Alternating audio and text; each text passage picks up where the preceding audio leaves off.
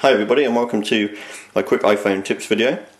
They're not going to be too complicated or anything difficult, but just a few simple tips, that some of which are explained in the manual, some of which aren't, but not everybody bothers to read the manuals, and some of these are just quick useful things that I've met people using iPhones after years that just don't know about them. So start off, lock screen. Everybody knows the lock screen, that's pretty straightforward. Not everybody knows that if you double tap the lock screen with the home button there, you open up these extra controls. Your controls at the top are for the music player, which are obviously pretty straightforward. Hit play to play your music. That will only come up if you've actually got anything already set, otherwise you're not going to get music control buttons if there's no music currently playing. Pause that. And then you've got down here a new button for iOS 5, the camera button. Obviously right now the phone's sitting on the side so you can't really see anything with the camera. And then once you've got the camera open, you can take a picture with the new button up here. The volume up button allows you to snap a shot, which is really handy. It's actually much easier to take a picture without blurring the shot by using the side button rather than the screen. However, if you want to use the screen, instead of tapping the button like that, which quite often gives you a kind of shaky shot as you tap the button, you can press your finger onto the button and then release, and that will give you a much steadier shot. So that's a nice little tip for the iPhone there. Okay, so as you get past the lock screen, obviously you get to the home screen. Everybody knows the home screen, pretty straightforward.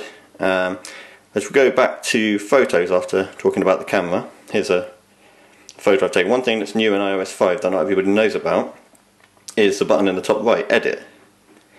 If you press that button, you now get this selection of buttons across the bottom. You've got on the left, Rotate. Stupid alarm there, bad timing. You've got a button here which rotates the picture. This button auto enhances it. Sometimes does a good job, sometimes does a bad job. And this button here is for removing red eye reduction, and the one on the right allows you to crop the picture. And once you've done that, you can hit save and save the picture. So it's all useful little additions. There's plenty of apps that do that already, but this is all built in now, so it's quite handy. Okay, and let's see what else have we got.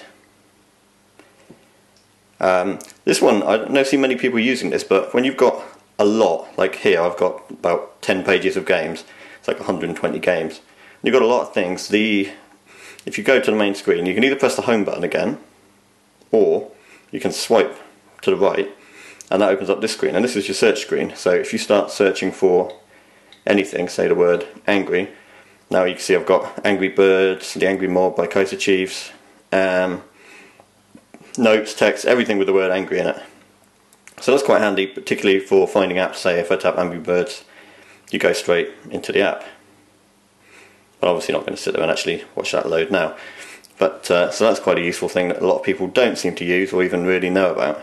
So next thing is, most people I think know about this, but I have been told that some people don't. I was amazed, really amazed. But double tap the home button. This is what they call a multitasking bar. If I go back, anything I tap on in here takes me to apps that I had previously opened. But what a lot of people get excited about with this is they think that because they're in this list, every single app is open and running and using up their battery. But it's not really true. If you go back far enough to an app, say Bike Pattern, I haven't played for a while, then that will actually load up. So it wasn't loaded at all. It effectively becomes a sort of recently used list. So the first few apps in this list here should be in memory but not using any battery, and the others at the back end of the list should be just effectively a recently used list. So this is a quick way of getting to things that you used recently. So that's quite a very handy little screen for jumping between your applications. Another thing you can do from the multitasking bar, once you've double tapped to bring it up, is you can scroll across to the... sorry, messed this up. I'm actually making this look more difficult because I've got the camera between me and the phone. If you double tap, you can swipe to the right, and now you've got buttons again for music control, and this handy little button here, which is the portrait orientation lock. Once you press that, whichever way you turn the phone, it will stay in the portrait orientation. So if you're lying in bed trying to read a web page, it won't keep rotating it when you turn the phone more than 45 degrees, which is a pretty handy little thing. As I say, these controls here are currently, next to the icon is the music icon, so they represent that they're showing the iPod controls. But if you were to use something like the BBC iPlayer or Spotify or one of the other video or music apps, that icon would be the currently running music controller would be there. If you go right again, you get to this screen, which is just the volume, and there's a button there for AirPlay that you may not have if you don't have any AirPlay devices. But again, the volume buttons can be controlled on the side, so that's not that useful, but it's worth knowing it's there. Let's see, what other tips have we got? One last little tip. Oh, this is a really useful tip that I'm also surprised people don't know. Here's the Safari browser opening a page, and we're right down near the bottom, and you want to get to the top. And instead of scrolling all the way back up, what you can do is just tap right at the top of the screen. It can be a little fiddly to get it exactly right. There you go. So wherever you are, just tap right in the top bar, and you jump back to the top. This page is quite short, but on a longer page, it's really, really useful. One more tip about Safari. This is pretty much the last one. This is an odd one because it's hidden away in the settings. If you go into Settings, Safari, you've got this button here, Private Browsing. And if you turn that on, that effectively now puts your Safari browser into a special private mode where it doesn't keep any history or Google searches.